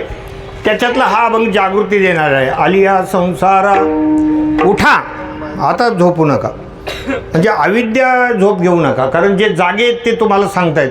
या निशा सर्वभूतानां तस्याम जागृती संयमी यश्याम जागृती भूतानी सा निशा पश्यतो मुने. हे जे जागे आहेत संत ते तुम्हाला जाग करतायत. हो, असे काही नाही, मला ते स्वतः जागे झालेले, त्यांचा उद्धार झालेला आहे, ते परमात्मरूप झालेले, ते तुम्हाला जाग करतात, म्हणून त्यांच्या म्हणण्याला विशेष महत्त्व आहे. जागे व्हा, आलिया संसारा उठा, वेग करा. वेग कशासाठी करायचा? कारण आयुष्य फार कमी आहे, म्हणून त्वरा करा. करावी तातडी परमार्थी संत समागमे धरोनी आवडी, करावी तातडी परमार्थी. कारण अगोदरच्या लोकांचं जे आयुष्य होतं तेवढं आयुष्य आता आपल्याला राहिलेलं नाही आहे. काही काही अभंग आहेत भजनी मालिकेमध्ये. अरे मना शोक करशी किती, हे तव वाया धन संपत्ती, आयुष्य भविष्य नाही तुझी हाती, अंती सर्व जाय जनी, अरे मना शोक करशी किती. एक अर्बुद 60 कोटी देख, अर्बुद संख्येत आपल्याला माहीतच नसेल. एक अर्बुद 60 कोटी देखा, 30 लक्ष 10 सहस्र लेखा, 700 नवमास मापा, तया हिरण्यकश्यपा काय झाले. इतकं हिरण्यकश्यपूचं आयुष्य पण गेला ना तो पण. 14 चौकड्या लंकानाथा, 99 सहस्त्र राया दशरथा, तेही गेले मृत्यूपंथा, मागे सर्वथा नुरेलची. 14 कल्प मार्कंडेया पडे, ते लोम हर्षणाचा एक रोम झडे. मार्कंडे मुनीला 14 कल्प आयुष्य होतं, आणि त्या मार्कंडे मुनीला असं वाटलं की आपण एखादा पावसापासून काही संरक्षण व्हावं, उन्हापासून काही संरक्षण व्हावं, म्हणून काही कामट्या बिमट्या गोळ्या केल्या, अशा तट्टर करायला लागल्या. अशा म्हणजे कमीत कमी पावसाला असं वर धरता येईल व छत्रीवाणी, बाकी काही नव्हतं त्यांना. गुहेत वगैरे कुठेतरी राहायचे. अशा असं तट्टर केलं तर तेवढ्यात लोमहर्ष तिथे आले. लोमहर्षांचे शरीर सगळे असं, लोम म्हणजे केस होते सगळे शरीर, छातीजवळ असं थळगा होता पडलेला, टक्कल पडल्यावर छातीजवळ. मग ते दोघांचा नमस्कार झाला. म्हणे आपण कोण, काय नाही. म्हणले मी लोमहर्ष आहे. काही अजून काही परिचय काही नाही. म्हणले कोणीतरी एक मार्कंडे नावाचा मुनी आहे, आणि तो ज्यावेळेला मरतो त्यावेळेला माझा एक केस गळून पडतो. म्हणजे आत्तापर्यंत माझ्यासमोर एवढी मार्कंडी गेली. मी 14 कल्प मार्कंडे आपडे, ते लोमहर्षणाचा एक रोम झडे, तयाशी होता तो एक श्वास बकदाल आहे. एक रोम लोमहर्षणाचा एक रोम झडे, आणि तो मृत्यू झाल्यानंतर एक श्वास भ्रुसुंडीचा. बकदाल भ्याचे पुरे निमिष, तो वटहंसाचे उपडे पिच्छ, तयाशी होता मृत्यूपयश, तो एक श्वास भ्रुसुंडीचा. इतके आयुष्यवाले होऊन गेले. एक श्वास भ्रुसुंडीचा, तो एक दिवस कुर्माचा, नामा विनवी केशवाचा, वेदी विठोबाचा पंथ धरा. एवढं कुठं आपलं आयुष्य आहे? किती छोटंसं आयुष्य आहे महाराज. 100 वर्ष जरी असलं तरी 50 वर्ष थोडं बरं असतं, नंतर कुचकामी आयुष्य. एकदा मनुष्य कमोडवर आला का बिमोडच झाला समजा, काही राहत नाही त्याच्यावर. हात दुख, पाय दुख, काही चालूच राहतं. आगा गागा बागा बागा असं लोक सांगत राहते, महाराज सगळं चांगलं आहे पण गुडघे काम करीना. असे लोक आहे. सगळं चांगलं आहे पण दिसेना, अजून काय पाहिजे. हे सगळं असं थोडकं मोडकं आयुष्य. म्हणून त्वरा करायची. जागृती आपल्याला आयुष्य कमी आहे, आणि पुढे 50च्या पुढे भेटलेलं आयुष्य ते काही एवढं कामाचं नाही. त्याच्यामध्ये एवढं ज्याला आपण म्हणतो भगवत नामचिंतनाचा जो आनंद आहे तो आपण एवढा घेऊ शकत नाही. शारीरिक व्याधी निर्माण होतात, अनेक गोष्टी असतात. म्हणून जागा व्हा, उठा, वेग करा, आणि शरण जा उदारा पांडुरंगा. भगवान उदार आहे, औदार्याचा राणा आहे. उदार तू हरी ऐशी कीर्ती चराचरी. अशा उदार भगवंताला तुम्ही काया वाचा मनानं शरण जा, असं तुकोबाराय म्हणतात. परमात्माचं औदार्य फार आगळं वेगळं आहे. तुझे औदार्य जाणो स्वतंत्र, देतान म्हणशी पात्रा पात्र, कैवल्य ऐशे पवित्र जे वैरी आहे दिधले. त्वा सनकादिकाचे निमाने, सायुज्य सौरसू दिधला पुतने, जे विषाचे निस्तनपाने मारू आली. जी पुतना विष घेऊन आली स्तनामध्ये मारण्यासाठी, तिला पण भगवंतानं सायुज्य मोक्ष दिला. इतका भगवान उदार. अहो बकीयम स्तनकालकूटम जिघांसया पादयदप्यसाध्वी, लेभे गतिम धात्रिचितां ततोन्यं कं वा दयालुं शरणं व्रजेम.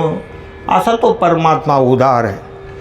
म्हणून त्या उदार असलेल्या भगवंताला शरण जा. आता शरण जा म्हणजे कशा पद्धतीनं शरण जायचं, ती पद्धत तुम्हाला मी थोडक्यात सांगणार आहे. विठ्ठल विठ्ठल.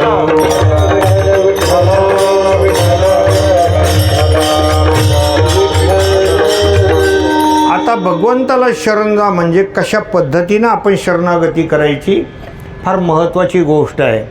की अनुकूल्यस्य संकल्प प्रातिकूल्यस्य वर्जनम, रक्षस्य तिथी विश्वासो गोप्तृत्वं वर्णे तथा, कार्पण्यमात्मनिक्षेप षड्विधा शरणागती.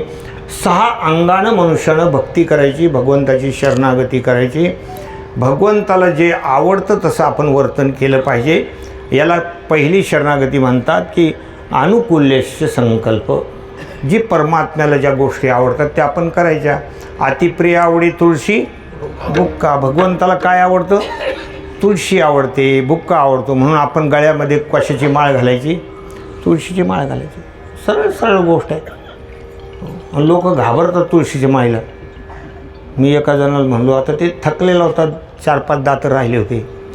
म्हणलं बाबा माळ घालणं. तो म्हणला अजून 2-4 दात आहे, तवर नको, तवर महाराज लई मागं लागू नका माय. सगळे दात पडले का मग माळण मी बस. असं या माणसाला काय म्हणावं हेच मला कळत नाही. असे माणसं खरं तर भेटू नये, पण ते लई जास्त भेटतात. असे भेटायला नाही पाहिजे, पण भेटतात. आता काही लोक माझ्याकडे येतात, बाबा मला माळ घालायची, आणि म्हणतो हरिपाठ पाठ करू नये. माऊलीचा हरिपाठ म्हणून दाखवून माळ घालू. नाही आत्ताच घाला ना. नाही आपल्याला, मला काही गडबड नाही, तो हरिपाठ पाठ करू नये. तर आत्तापर्यंत जेवढे गेले ते पुन्हा आलेच नाही. आलेच नाही. आणि मग तिकडं त्यांनी चर्चा केल्या, काय राव ते काही काढते, काही काढते याच्यात काही ते सगळ्या गोष्टी आहेत. आता इथं आम्ही माळकरीशिवाय हार घालून देत नाही, काही त्याचा राग थोडा येतो आम्हाला. आणि बिना माळकरीने हार घातलं तर काही आमचं काही होणार आहे का? काही होत नाही. पण मुद्दाम त्या ठिकाणी एवढ्या लोकांसमोर त्याला कळलं तर त्याला काहीतरी वाईट वाटेल आणि त्यांनी माळ घालावी, हा त्याच्यातला काय असतो उद्देश असतो. बाकी काही त्या माणसाविषयी राग थोडा येतो आम्हाला. राग वगैरे काही येत नाही.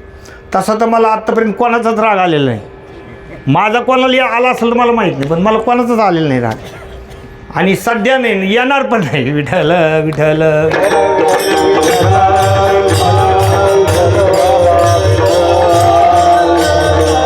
हे भगवंताला आवडणारी गोष्ट आहे. माळ घालायची, बुक्का लावायचा. प्युअर तुळशीचा बुक्का आम्ही घरी बनवतो, मी स्वतः बनवतो. प्युअर तुळशीचा बुक्का लावायचा. ते आपले भूषण आहे. ते माळ आहे, बुक्का आहे, वारकरी वेश आहे, ते भूषण आहे. कीर्तनामध्ये सुद्धा आम्ही भगवान बाबांच्या मंदिरामध्ये वारकरी वेशात सगळ्यांना उभं करतो. चांगलं वाटतं माणसाला, बघून चांगलं वाटतं ना, आनंद होतो. ते ट्राउझरी वगैरे घालून उभे, तुम्ही काही वाईट म्हणू नका. त्याच्यामुळे ते तेवढं वारकरी वेश नाही आहे. ते लपविती पातळी लेती विजार कातळी. कीर्तनापुरतं तरी धोतर घालायला काहीच हरकत नाही. घालायला पाहिजे माणसाने, चांगलं वाटतं, ते दिसायला चांगलं आहे. आता मला काही पॅन्ट शर्ट घालता येणार नाही का? पण मी जर इथं सफारीवर उभं राहिलो, तुम्हाला बरं वाटेल का? तुम्ही म्हणताल कोण आणला रे हो, म्हणताल का नाही? म्हणजे त्या गोष्टी जशा शोभतात त्याप्रमाणे आपण करायला पाहिजे. हे सगळं भगवंताला आवडतं, ते करायचं. अनुकूल्यस्य संकल्प. आणि एक प्रसिद्ध अभंग, आवडे देवाशी तो ऐका प्रकार, नामाचा उच्चार रात्रंदिवस, तुळशी माळ गळा, गोपीचंदन टिळा, हृदयी कळवळा वैष्णव.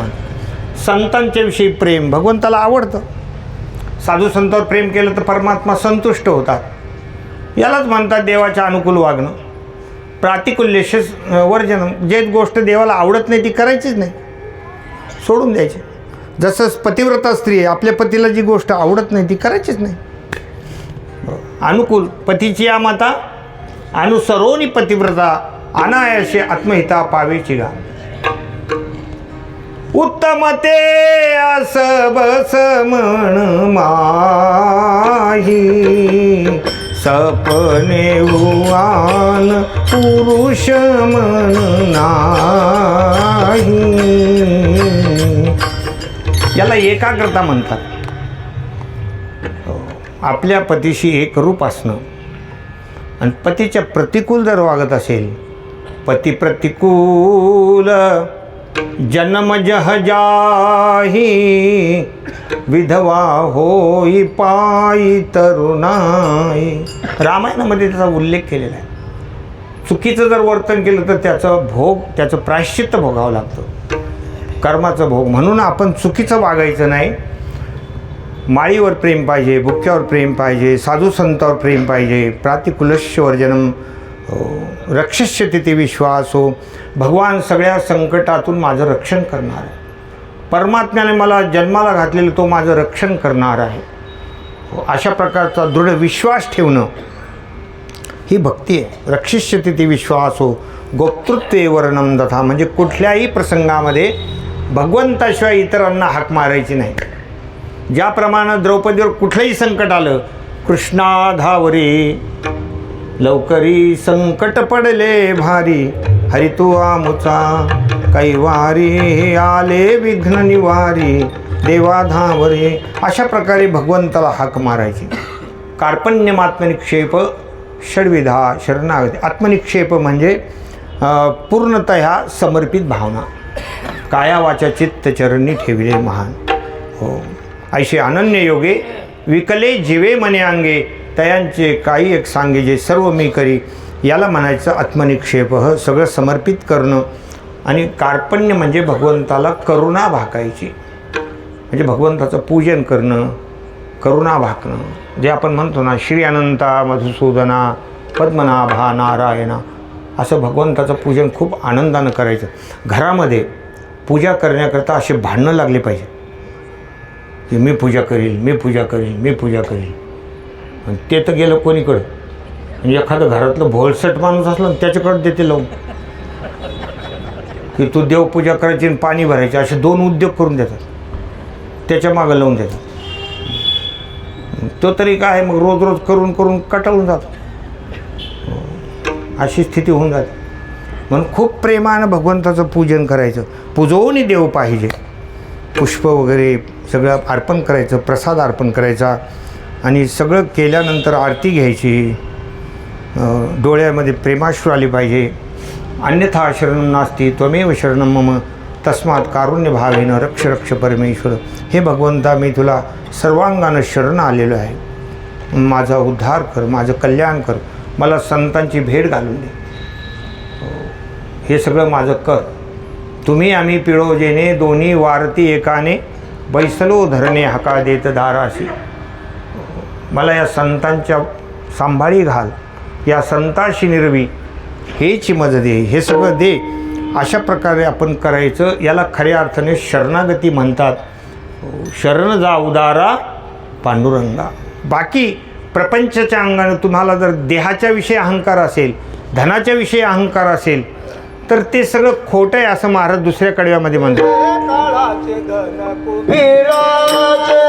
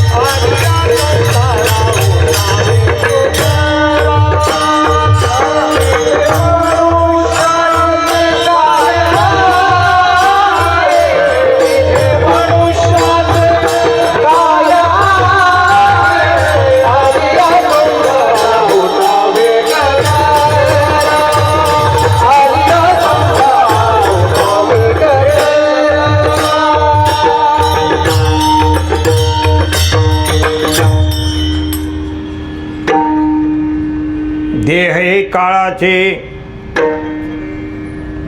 कमी जास्त झालं का?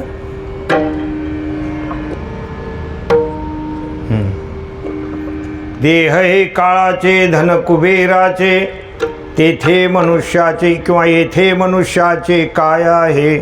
आपला वेळ समाप्त झाला आहे. 5 मिनिटामध्ये राहिलेल्या कडव्याचा आपण अर्थ सांगून सेवेला पूर्ण विराम देऊ. एकदा 1 मिनिट भजन करू. विठोबा रखुमा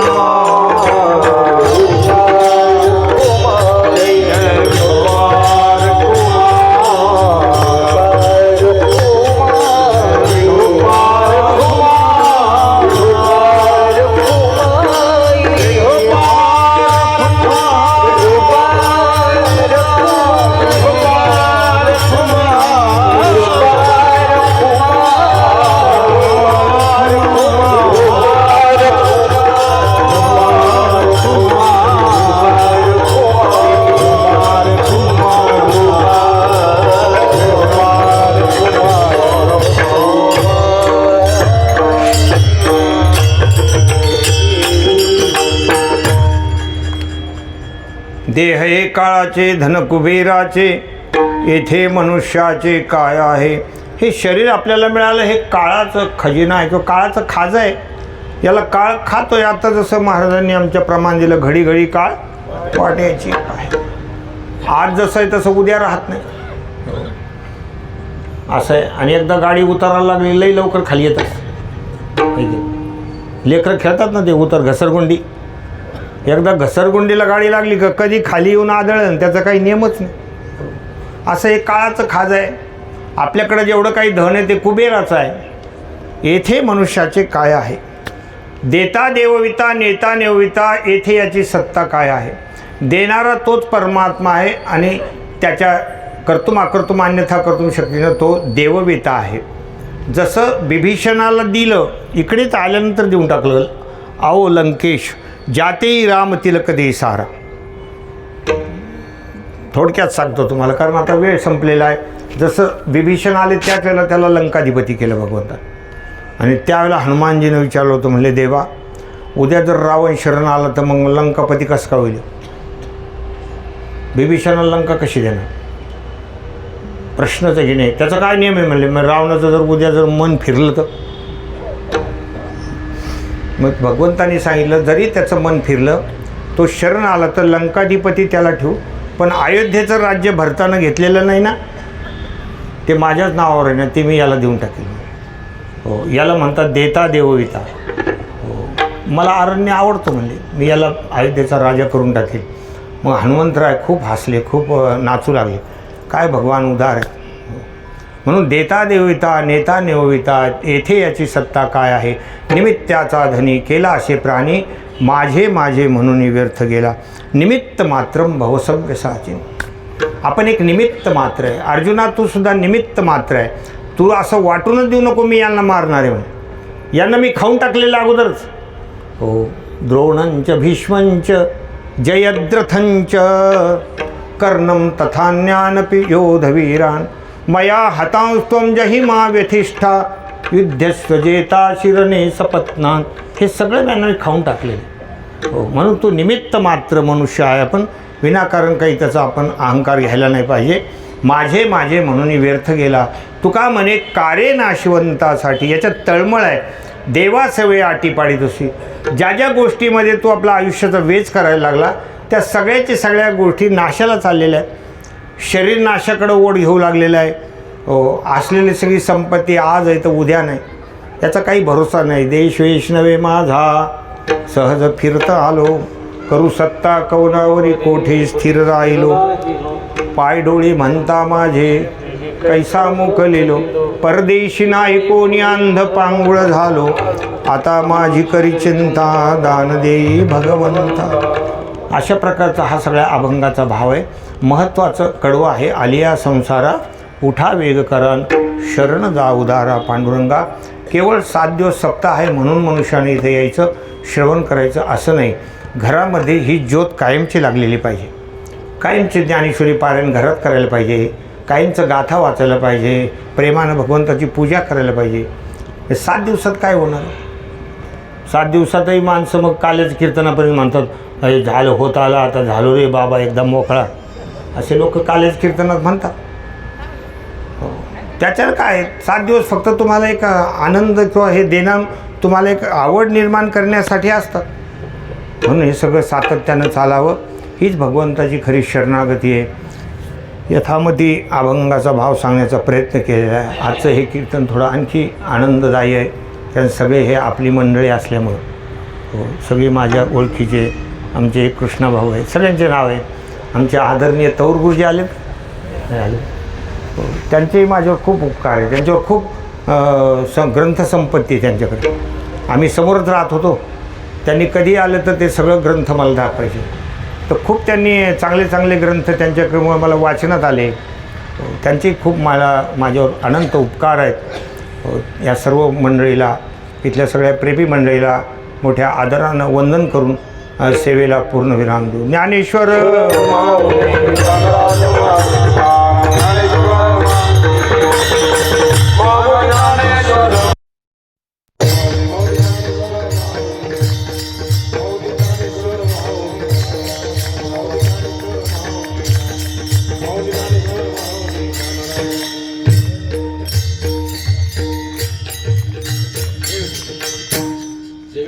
विठ्ठल जय जय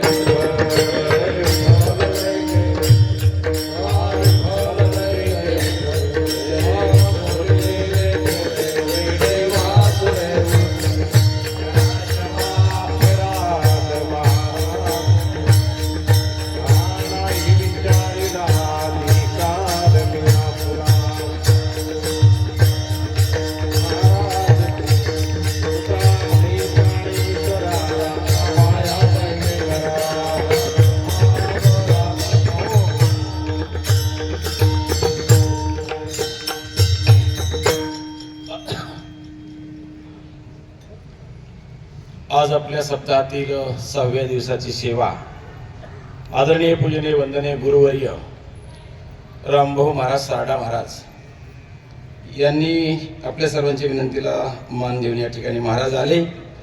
जुन्या आठवणींना महाराजांनी उजाळा दिला. तसं महाराजांची परंपरा फार मोठी आहे. वैकुंठवासी पूजनीय वंदनीय प्रातस्मरणीय लोहिया महाराज, नंतर भक्तराज महाराज, नंतर रामभाऊ महाराज सारडा, नंतर त्यांचे चिरंजीव ज्ञानेश्वर महाराज, आणि आता परवाला मी परिचय करून दिला त्यांचा नातू. वय वर्ष फक्त 10 वर्ष, पण 2500 श्लोक, फक्त 2500 श्लोक पाठ आहेत त्याला. आणि ज्ञानेश्वरीचे वय जास्त पाठ नाहीत, 1 ते 10 अध्यायापर्यंत ज्ञानेश्वरी पाठ आहे. वय वर्ष फक्त 10. महाराज त्याचा अनुभव सांगता, तो एकदा वाचतो फक्त, कारण ही मला वाटते 5 पिढ्यांची पुण्याई जी आहे ती महाराजांच्या घरामध्ये आलेली आहे. आणि मला असं वाटतं येणाऱ्या काळामध्ये काही महाराष्ट्रामध्ये मोठे संत जे होऊन जातात त्यापैकी संभाजीनगर शहराचं निश्चित तो एक ना एक दिवस नाव इतिहासामध्ये जमा करेल. नाथ महाराज आज आणलं नाही त्याला, नाही तर पुढे बसलं की महाराजांना कीर्तनही करू देत नाही. महाराजाला न आवडणार 1-2 मिनिटं बोलतोय मी महाराजासाठी, न आवडणार त्यांना महाराजांनी कान लावून घेतले तरी चालतंय. 1984ची आठवण केली म्हणून मला आठवलं. पूर्वीला महाराजांबरोबर मी कीर्तनाला फिरायचो. महाराजांनी माझाही डबा घ्यायचा. मी बॅचलर होतो, लग्न नव्हतं, आणि मला वरण आवडायचं. आणि तिथं गेल्यानंतर ह्यांनी म्हणायचं फक्त पाणी द्या, बाकी आम्हाला काही आवडत नाही. मी बाकी कोणातरी कानात सांगायचं वरण घेऊन या प्रसाद म्हणून. मग आणलं तर मग प्रसाद म्हणून घ्या म्हणायची. एकदा करमाडवरून हरिभक्तीपर्यंत माधव महाराज शास्त्री महाराज वैकुंठवासी त्यांनी कीर्तन द्यायचे महाराजांना नेहमी. एकदा करमाडला कीर्तन केलं महाराजांना. मी आम्ही सकाळी सकाळी ट्रकनं आलो, त्यावेळेला गाड्या बस नव्हत्या, एकदा मुक्काम पडला. त्या मंडळानं 15 रुपये दिले होते. त्या ट्रकवाल्यानं आमच्याकडून 10 रुपये घेतले. आकाशाला उतरलं. आता मी तर विसरून मी गेलो, मला माहित नाही. पुढच्या वर्षी कीर्तनाला गेलो, पुन्हा ते 15 रुपये दिले की ते म्हणे गेल्या वर्षी 5 रुपये तुमचे माझ्याकडे. असा महाराजांचा स्वभाव, निस्वार्थ निरपेक्ष सेवा त्यांच्या परंपरेत फार मोठी आहे.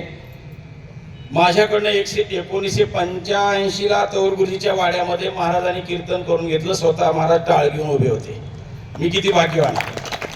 आणि ज्या महाराजांच्या सानिध्यात एवढं वर्षी मी काढलेत तर निरपेक्ष सेवा करली यात काही नवल नाही. मी महाराजांच्याच मागे त्याचे मार्गदावनी गेले आधी दयानिधी संतते तेनेच बनते चालू जाता न पडे गुंता कोठे काय. म्हणून गेली 85 पासूनचा आतापर्यंतचा प्रवास माझ्या गाडीत 10 रुपयाचं पेट्रोलही कुणी टाकलं नाही, यापुढे टाकून घेणार नाही. महाराजांची परंपरा मोठी, त्यांना आवडणार नाही एवढी स्तुती केली. आता बस करतो मी. आजचे आरतीचे यजमान सहकुटुंब ज्यांची आरती आहे आज त्यांनी वर यायचे व्यासपीठावर. प्रदीपजी मनका